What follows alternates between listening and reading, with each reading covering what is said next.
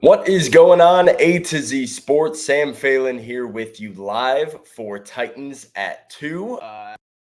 Recapping the big game last night. Super Bowl 58 from Las Vegas was underway, happened last night between the Kansas City Chiefs and San Francisco 49ers. So, reacting to the big game, going to be talking about kind of trying to apply some of what happened yesterday in Super Bowl 58 to the Tennessee Titans and to the future that they have as an organization, the future of the NFL, what we learned from the game, from this NFL season as a whole, now that this NFL season is over, and then what this means for the Titans moving forward. We're also going to take a look at our first look at Super Bowl 59 betting odds. We're going to look at where the Tennessee Titans are in the National Football League as far as odds to win the Super Bowl. And I've got a lot of thoughts on it that I kind of want to flesh out with you guys here live. So appreciate you joining me for Titans at 2. And I want to remind everybody watching here that Titans at 2 is sponsored and powered by the Aura app, because anyone can find anything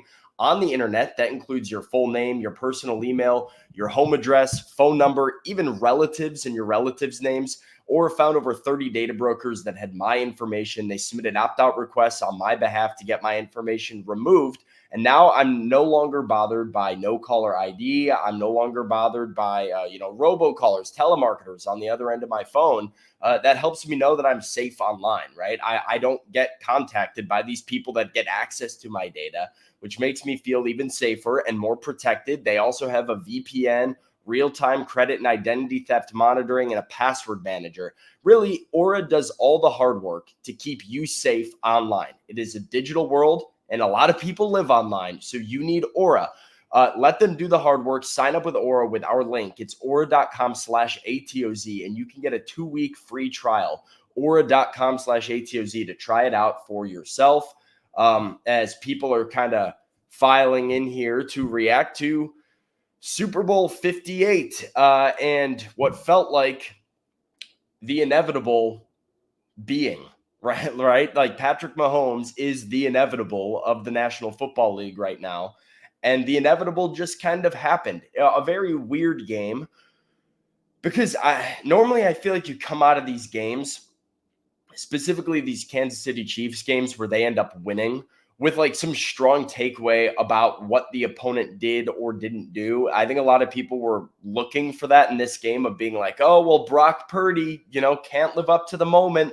That's what you get for having Mr. Irrelevant at quarterback. And this game, unlike the Baltimore Ravens Kansas City Chiefs game, the AFC Championship game, where you could look at the play of Lamar Jackson as kind of not a scapegoat, but just as the excuse that you fall back on as well. Like, Lamar didn't get it done in the big moments. He made a lot of mistakes. That's kind of what that game felt like. This game didn't have anything really like that. I think Brock Purdy played pretty well. The 49ers had a couple like miscues and mistakes along the way, but I don't think there was anything egregious that cost them this game.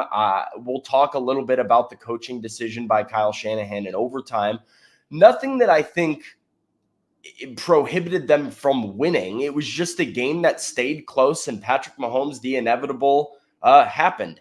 And so I'm here to talk about what we learned and what we take away from this game moving forward. And Ken is already in here right now saying, we learned you don't need a plethora of wide receivers to win a Super Bowl. And so that is kind of in line with my first point here of what did I learn from this game, or what was I reminded of? Because I don't think all of the things I'm going to talk about are like new concepts, but it was a reminder. And number one is, you see here that elite quarterbacks overpower elite teams. Elite quarterbacks overpower elite teams seems to be the reality of Patrick Mahomes. You had the Baltimore Ravens that were an elite team. They were hands down probably the best roster. The San Francisco 49ers, probably a close second. And when you look at the weapons they have on the perimeter, the play that they have on their offensive line, the depth of their defense, it felt like those were better teams than Patrick Mahomes throwing to Marquez Valdez-Scantling and Mecole Hardman. And yet, the elite quarterback propelled his team beyond the elite team.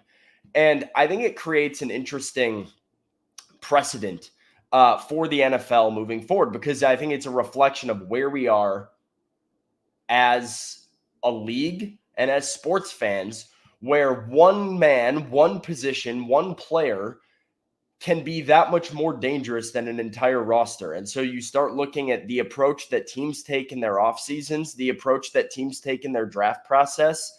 I think you're going to start to see more and more, as if it wasn't already a quarterback league, teams start to prioritize getting that guy. The problem with that, and I cannot say this enough, is there is only one of that guy. Like, there are a handful, maybe 5 quarterbacks ever who elevate mediocre teams beyond elite teams to the degree that Patrick Mahomes is currently. I mean, there's a reason he's already 3rd all-time in postseason wins, 3rd all-time in Super Bowl wins, 6 years into his NFL career. It's because those guys don't come around very often. So it's very easy to sit here and say, well, you have to go get your elite quarterback. You have to go get your Patrick Mahomes. How can you watch what Patrick Mahomes is doing and not be and then be satisfied with your mediocrity at quarterback or just having a good quarterback? And it's complex. It's kind of a double-edged sword, because at the same time, I look at it and say, right, you can look at what Patrick Mahomes is doing and covet that. But there's only one Patrick Mahomes for a reason, and everybody else is trying to find a way to win without that guy. I think you can win a Super Bowl without Patrick Mahomes or without the absolute best quarterback in the game. I don't think you can win Super Bowls consistently without that guy. And it shows in his stats. Let's just talk Patrick Mahomes for a minute and go over some wild statistics. Obviously, this is the first back-to-back Super Bowl champion since the 04-05 New England Patriots. He is now 1 postseason win behind Joe Montana 6 years into his NFL career. 3rd all-time in postseason wins, 3rd all-time in Super Bowl wins. He has already set the rushing record for quarterbacks in the Super Bowl. No quarterback has ran for more yards in the Super Bowl than Patrick Mahomes already at this point in his career. He was 8 for 8 with 27 rushing yards on the final drive of overtime in the Super Bowl. That stat line has never been done by a quarterback in NFL history ever, regular season or postseason. Pat Mahomes found a way to do it on the biggest drive of the year in Super Bowl overtime. He started 96 games in the NFL, Patrick Mahomes has. The Chiefs have lost 3 by more than 1 score. 3 by more than 1 score in 96 starts. Think about how crazy that stat is. 96 starts, only lost 3 by more than 1 score. Patrick Mahomes since 2019, 5-1 when trailing by 10 or more points in the playoffs. 5-1 with a 10 or more point deficit in the playoffs. The rest of the NFL, 6-48 in that same stretch. And by DVOA, this was the hardest Super Bowl path of any team in NFL history. He's also the first quarterback to win a Super Bowl with the league's biggest cap hit, which again goes back to the double-sided coin. Dylan wants to know if we're talking Chiefs this whole show. We are not. We are talking about the game, talking about my takeaways from the game, and kind of what it means for the Titans moving forward. And then we're going to look at the Titans betting odds for next season's Super Bowl. And so what does this mean for the Titans? Because I think you look at the Titans right now, and most Titans fans feel pretty good about where the organization is at, just with an opportunity to improve. I think Titans fans are very optimistic about Brian Callahan, about the cap space that the team has, about the draft pick.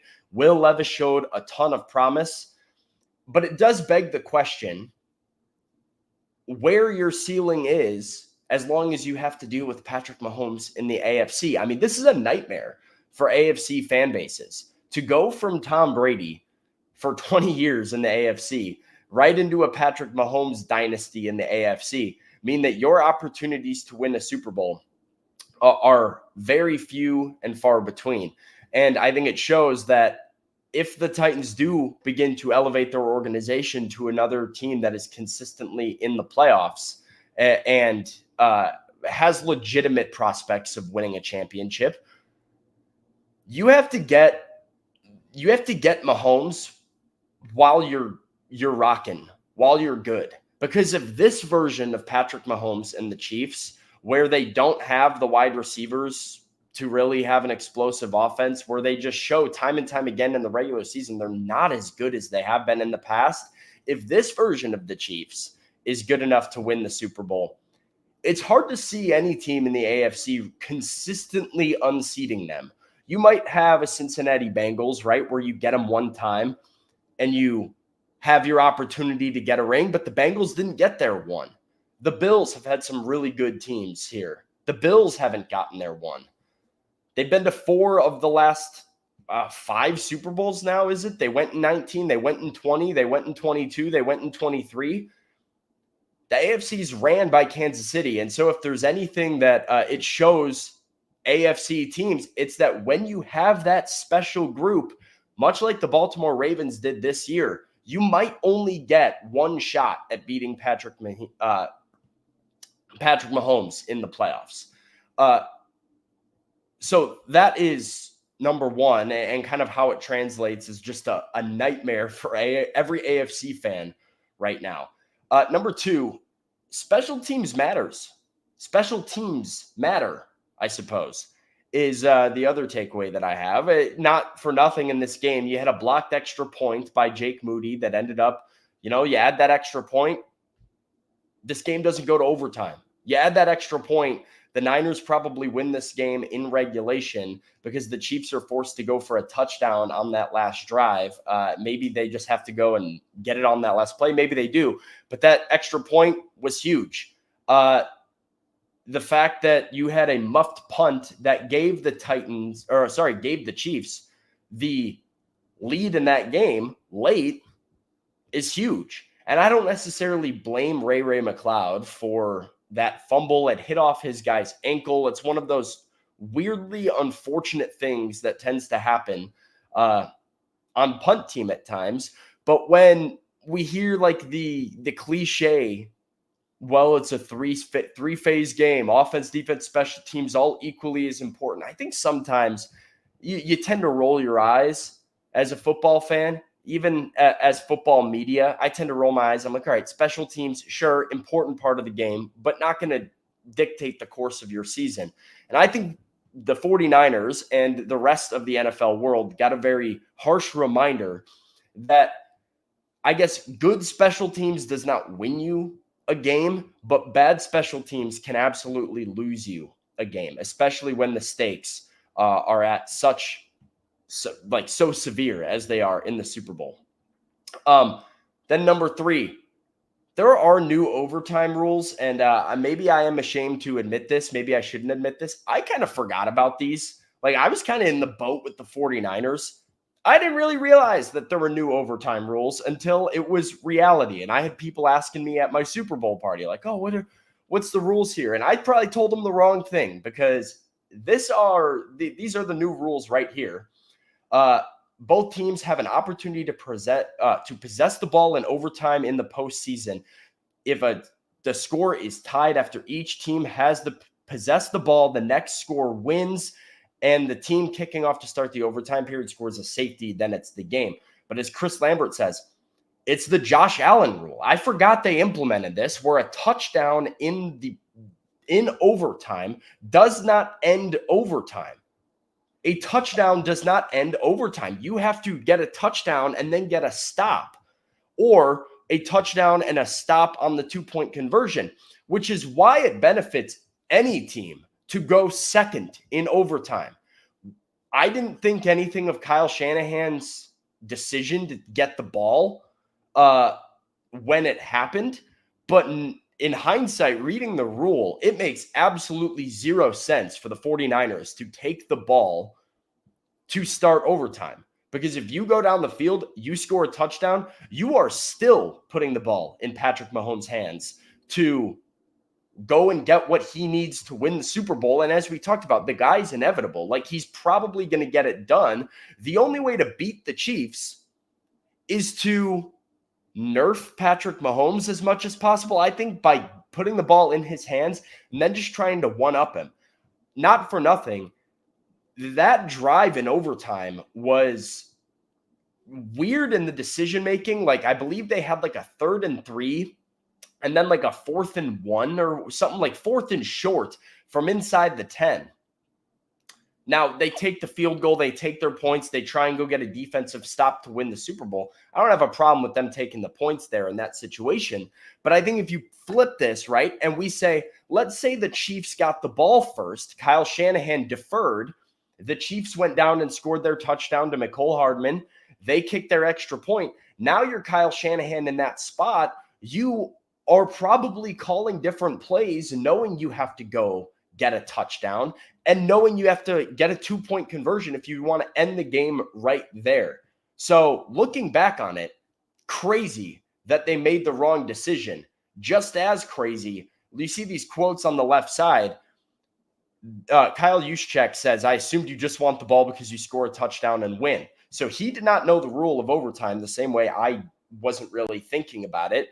Multiple other 49ers players said that it was never really something they discussed or were made aware of before the game. They had forgotten about it. Versus Drew Tranquill says, we had overtime rules presentations and strategy meeting every week of the playoffs and twice in Super Bowl prep. This is the Andy Reid difference. This is the winning organization difference. This is the Kansas City Chiefs and why they are now back-to-back Super Bowl champions and an established NFL dynasty that we'll be talking about forever because of this type of preparation, this type of readiness that Kyle Shanahan does not seem to have in some of these big games, which is why he's 0-3 in Super Bowls as a play caller. I think Kyle Shanahan is a great coach, but you have to raise your eyebrow. Like, if I'm a 49ers fan and that was how our season ended, knowing what I just said, that it is so hard to have the right mix to actually unseat Patrick Mahomes and these guys, and knowing that you probably had that group and it was right there and you let it get away, that's not going to sit well with me. You might get one shot. That's what most NFL teams get. Patrick Mahomes is not the example for what team, like, you should strive for Patrick Mahomes. Obviously, if you can get that guy, that's perfect. But Patrick Mahomes is such a rarity that I don't think it's a realistic objective for teams to be like, well, we have to find our Patrick Mahomes. There's one of that guy who just wins and wins and wins and wins. Every other organization needs to figure out how to get their one shot and how to make the most of their one shot. So just some interesting takeaways here. Very, very interesting. And I'm curious to see how the Patrick Mahomes dynasty will affect the NFL long-term in terms of the value placed on quarterbacks, in terms of the quickness in which teams move on from quarterbacks, in terms of the aggressiveness of teams to trade up in the draft for quarterbacks. The quarterback league it's never been more of a quarterback league than it is right now. And we'll see how it plays out. Luckily for Titans fans, I think they have a promising young one right now in Will Levis. What does that mean for them next year? Let's take a look at the betting odds for the Tennessee Titans to win the Super Bowl next year. I have a lot of thoughts on it that we have to get into. Before we do that, a reminder that Titans at 2 is sponsored by NFL Flag Football and Titans NFL Flag Football Leagues in and around Nashville with a once-a-week program on Sundays for a total of 2 hours. It is February 12th. Registration closes February 8th, which means you've got one more week to get in and get registered. If you have a boy or girl between pre-K and 5th grade, there are leagues for them, boys and girls, pre-K to 5th grade in and around Nashville. It's a once-a-week program that goes on Sundays with the season starting in March and going to May. So just because the NFL season is over doesn't mean football has to be over or out of your life. NFL Flag Football Leagues in and around Nashville, Sundays from March through May. The link is in the bio of today's show if you want to go and register. Reminder, you've got 6 days to do it, so go and get registered. Okay. The Super Bowl is over, and so sportsbooks have already started to come out with early looks at betting futures bets for Super Bowl 59. And I went and looked at it casually to see, and I mean, no surprise, the top five teams really, in odds are the 49ers, the Chiefs, the Ravens, the Bills, and the Lions. Those are the four teams that made the championship weekend this past year. And then the Buffalo Bills, who are a team that is consistently in that divisional round as well. So no surprise with any of those. And I was scrolling, and I was like, all right, let's see where the Titans are at. I thought they might come in somewhere in that like 20th range, 20 to 24th range, as like maybe a little bit better than the bottom 10.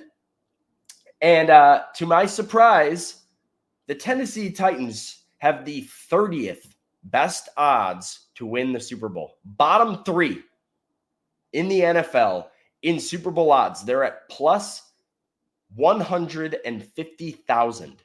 Plus, right? Am I reading that right? No, plus 15,000. I was like, hang on, I got to bet it if it's plus 150,000. That's too good value.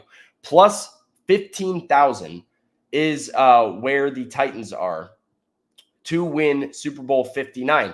They are tied with the Washington Commanders and New York Giants, and the only two teams with worse odds than the Titans to win the Super Bowl are the Carolina Panthers and New England Patriots. That's it. So kind of surprising to me, to be honest. I'm not going to sit here and fight tooth and nail like, oh, the Titans absolutely need to be in the top half, or they need to be in the top 20, and this is ridiculously disrespectful. The Titans didn't show anything to the NFL world last year, to the odds makers, that they're close to a Super Bowl. They have a lot of holes to fill. They have a brand new head coach who Titans fans are optimistic on, but is still unproven, with an unproven defensive coordinator and an unproven quarterback. And so while there's a lot of things to be optimistic about and feel good about, there's still a lot of unknown with this team. So I don't mind them not having top half odds or even top 20 odds, but for them to be this far down on the list surprises me a little bit, only because of how far away they are from the rest of the teams in the AFC South. I also looked at the Houston Texans are 10th in the NFL at plus 2,500. The Jacksonville Jaguars are right behind them at plus 3,000. And then around that 20th mark in the league are the Indianapolis Colts at plus 5,000. They're between like 18th and 20th. Then you have the Titans, 15,000, 3 times worse than the Colts. And I don't even know how many times here, 5 times worse than the Texans. And Patrick Bird says it doesn't surprise me. The Titans never get any respect. And yeah, maybe there is something to that, because I just kept thinking like, okay, I know right now the Titans were clearly the worst team in the AFC South, but I think if you're looking going forward, the number 7 pick in the draft with the second most cap space, over $60 million in practical cap space for the Titans to work with this offseason. While they may have some holes, this feels like selling them a little bit short of the resources they have to fix things. Again, it's a long shot because there is so much unknown. But do we think the gap between the Colts and the Titans is 3x? I do not. I do not believe the gap between the Texans and the Titans is 5x. I believe the AFC South, maybe this is a hot take, I believe the AFC South is still very much wide open next season. I think you could sell me on all 4 teams in the AFC South winning the division next season. I think it's that open. I think the Texans had an awesome year, and I think they are going to be hurt by maybe a bit of a sophomore slump for CJ Stroud, but especially a first-place schedule, especially playing a first-place schedule. I think there is still a lot of uncertainty around Anthony Richardson in Indianapolis, and Gardner Minshew played pretty well, but what is that situation looking like? The Jaguars are getting old and expensive very quickly in terms of the pieces that are supporting Trevor Lawrence. I think there's room for the Titans to improve and get in this mix where some of these AFC South games, I mean, the Colts were that close to winning the AFC South this year. The Jaguars had the AFC South locked up before they choked it away in the stretch. There is an argument to be made for all four teams, in my opinion. And so I'm interested in if the Titans are five times more, or the odds are 5 times greater for them to win next year's Super Bowl than the Houston Texans. And if they're that much away from the Indianapolis Colts, what is the win total going to look like when those come out on some of these sports books? Eric says he'll bet. I think this is a side conversation you guys have going in the chat about what you're going to bet on. And so, no, do not put your money on the Titans to win the Super Bowl. Not going to happen. Next year, not going to happen. I think we can all agree, realistically, we don't have any reason to believe the Titans are going to be in the Super Bowl next year. But could they be in the playoffs? Maybe. We'll see how the offseason goes. And I'm really interested. I think we'll keep an eye. There could be some very good value here on the Titans. Win total on the Titans to win the division. They might be big underdogs that you might want to cash in on. And yeah, sure, $5. Why not? I guess. Yeah. Hey, why not? What is that paying out? What is plus 15,000 paying out on a $10 bet? Like $1,500? A $10 bet's $1,500. So you're talking $750 on a $5 bet. Why not? Exactly. Throw it out there. Who knows? That's really all I got for you today. We are about to be down the gauntlet of this offseason that I'm very interested in, because I think the Titans are about to look a lot different and about to improve a lot. Obviously, things already kind of look different with the coaching staff, and but over the next month or so, we're a month away from free agency right now. Put it that way. We have the NFL Combine here in a couple of weeks. Then we have NFL free agency. Things are going to start shaking up, and so keep an eye on your Titans with over $60 million in cap space and the number 7 pick in the NFL draft. They have a lot of opportunities to improve and get better. But those are some of my Super Bowl opinions, looking at what Patrick Mahomes has done, looking at what Tom Brady even did for 20 years. You don't have too many opportunities to unseat these guys. And if you're going to do it, better take advantage of it. Hopefully, if the Titans are ever bad. And by the way, Titans learned that the hard way. I can't believe I haven't brought that up yet. But 2019, you couldn't help but feel like that was a shot. Mahomes hadn't done that yet. He hadn't been to the Super Bowl yet. And you were sitting there one half away from going and having a shot yourself. But when you have those opportunities, you can't let them slip away, because it can be gone just like that, unless you have a Patrick Mahomes on your sideline. That's all I got for you guys today. Appreciate you guys hanging out. The show is sponsored. Go ahead and leave a like on the show, by the way, before you dip out of here. I would appreciate it a lot. The show is sponsored by the Aura app and by NFL Flag Football, Titans Flag Football Leagues in and around Nashville. That is all for me today. I'll be back later in the week to break down the latest in Titans world and have some conversations as we get ready for the 2024 offseason. Until then, all of you guys just tighten up, and we'll see you guys later.